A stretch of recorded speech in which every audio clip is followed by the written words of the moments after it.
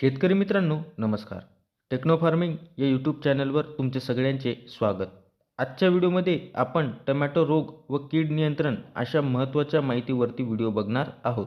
माहिती घेत असताना टोमॅटो पिकावरील मुख्य रोग व कीड व त्यांना आपण नियंत्रित करण्यासाठी कोणकोणत्या रासायनिक व जैविक घटकांचा आपण वापर करू शकतो, तर त्याविषयी आज आपण माहिती बघू.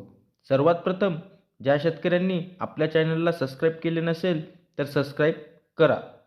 प्रामुख्याने टोमॅटो पिकामध्ये आपल्याला मर, करपा, भुरी, डावणी व विषाणूजन्य रोगांचा प्रादुर्भाव दिसून येतो. तसेच कीड वर्गात आपल्याला नागाळी, थ्रिप्स, तुडतुडे, फुलकिडी, लाल कोळी, फळ पोखरणारी अळी व पाने खाणारी अळी अशा विविध किडींचा आपल्याला प्रादुर्भाव पाहावयास मिळतो व त्यांच्या नियंत्रणासाठी आपल्याला आजचा व्हिडिओ हा फार महत्त्वाचा ठरणार आहे.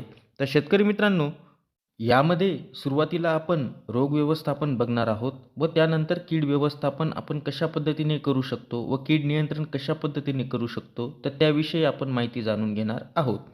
तर सर्वात प्रथम म्हणजे मर. हा बुरशीजन्य रोग असून झाडे अचानक वळू लागतात. रोप उपटल्यावर आपल्याला मूळ ही कुजलेली दिसतात व आपल्या पिकाची जी काही मान आहे ही पडलेली दिसते.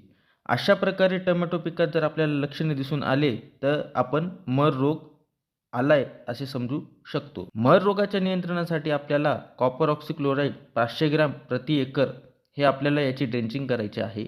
त्याच पद्धतीने मेटॅलॅक्झिल 35% याची 500 ग्रॅम 200 लिटर पाण्यात मिसळून आपल्याला ड्रेंचिंग करायची आहे.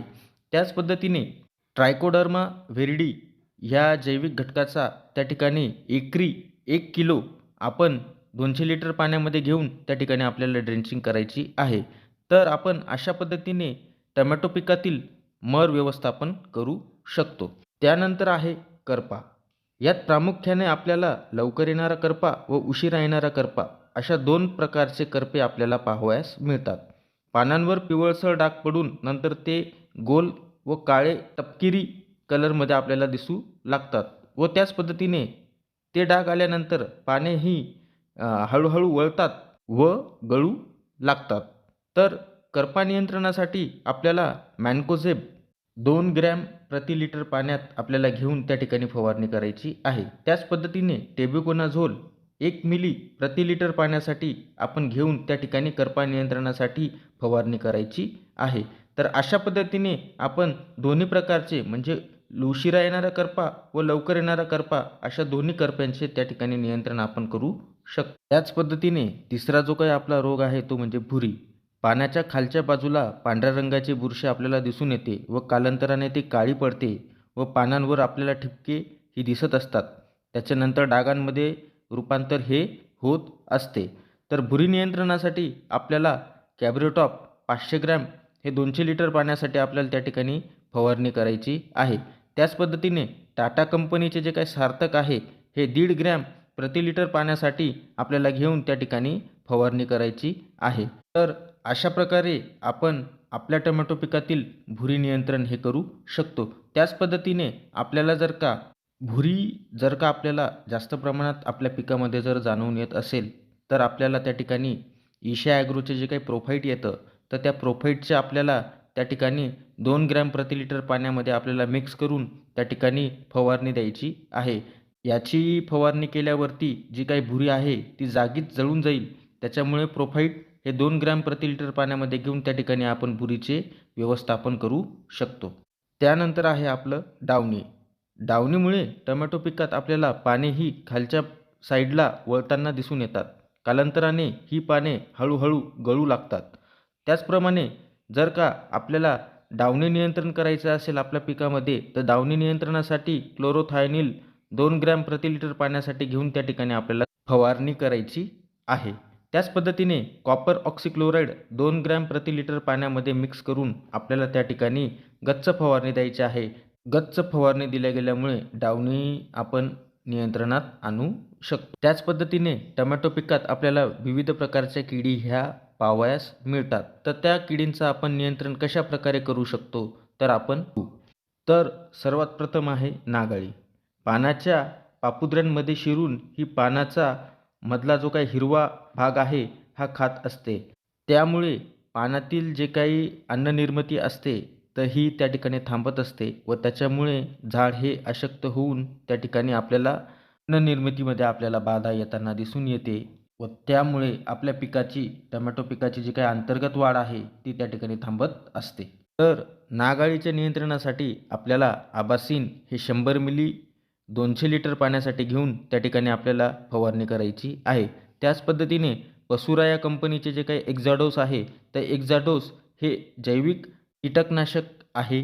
तर त्याचा आपल्याला 2 मिली प्रति लिटर पाण्यासाठी घेऊन त्या ठिकाणी आपल्याला फवारणी करायची आहे. याची फवारणी केल्यामुळे आपल्याला जे काही नाग अळी आहे नाग अळीचं आपल्याला दीर्घकाळ नियंत्रण हे मिळेल. त्याच पद्धतीने जे टोमॅटो पिकामध्ये जे काही रसशोषक किडे आहेत त्याच्यामध्ये प्रामुख्याने थ्रिप्स, तुडतुडे व पांढरी माशी अशा विविध प्रकारच्या जे काही रसशोषक किडे आहेत तर या रसशोषक किडींमुळे काय होतं की विषाणूजन्य जे काही रोग येतात तर त्या रोगांचा प्रादुर्भाव हा जास्त प्रमाणात आपल्याला पसरताना दिसून येतो. त्याच्यामुळे आपल्याला जे काही सर्वात महत्त्वाचं म्हणजे की आपल्याला रसशोषक किडींवरती नियंत्रण कशा पद्धतीने मिळवता येईल जेणेकरून आपल्याला विषाणूजन्य रोगांचा त्या ठिकाणी प्रसार थांबवता येईल. तर त्यासाठी आपल्याला इमिडाक्लोप्रिड 30% हे 0.5 ग्रॅम प्रति लिटर पाण्यासाठी घेऊन त्या ठिकाणी आपण स्प्रे करू शकतो. त्याच पद्धतीने थायोमिथोक्झम 0.5 ग्रॅम प्रति लिटर पाण्यासाठी त्या ठिकाणी घेऊन आपण स्प्रे करू शकतो. त्याच पद्धतीने ज्या काही रस शोषक किडे आहेत तर त्यांच्या नियंत्रणासाठी आपल्याला 10,000 PPMचं जे काही नीम ऑइल येतं ते 1 ml प्रति लिटर पाण्यासाठी आपल्याला घेऊन त्या ठिकाणी फवारणी करायची आहे जेणेकरून रस शोषक किडींचा अटकाव त्या ठिकाणी होईल. नीम ऑइलचा स्प्रे केल्यामुळे झाड त्या ठिकाणी कडू होतं व कडू झाल्यामुळे काय आहे तर आपल्याला दीर्घकाळ नियंत्रण जे काय आहे रस शोषक किडींवर त्या ठिकाणी आपल्याला मिळत असते. शेतकरी मित्रांनो, आता प्रामुख्याने पाने खाणारी अळी व फळ पोखरणारी अळी तर या दोघी जे काही अळ्या आहेत यांचं नियंत्रण आपण कशा पद्धतीने करू शकतो. तर ह्या अळ्यांमुळे काय होतं की हे पाने खायला सुरुवात करतात सर्वात आधी. त्याच्यामुळे आपल्याला ह्या अळ्या ओळखणं हे कठीण आहे. त्याच्यामुळे पाने खाणारी जी अळी आहे तर ही पानच खात असते आणि फळ पोखरणारी अळी आहे ही सुरुवातीला पाने खायला सुरुवात करते व त्याच्यानंतर फळात शिरकाव करत असते. त्याच्यामुळे यांचं जे काही आपल्याला करायचं आहे ते एकात्मिक व्यवस्थापन आपल्याला त्या ठिकाणी करायचं आहे. तर त्यासाठी आपल्याला प्रोक्लेम 0.5 ग्रॅम प्रति लिटर पाण्यासाठी आपल्याला त्या ठिकाणी घ्यायचं आहे. त्यानंतर सिंजेंटा या कंपनीचं नुकतंच नवीन मार्केटमध्ये आलेलं सिमोडिस जे की कीटकनाशक आहे हे 80 मिली आपल्याला 200 लिटर पाण्यासाठी आपल्याला घेऊन त्या ठिकाणी फवारणी करायची आहे. त्याच पद्धतीने गोदरेज या कंपनीचं जे काही ग्रासिया आहे हे 100 मिली आपल्याला 200 लिटर पाण्यासाठी घेऊन त्या ठिकाणी पाने खाणारी अळी व फळ पोखरणारी अळी या दोघांच्या नियंत्रणासाठी आपण त्या ठिकाणी वापरू शकतो.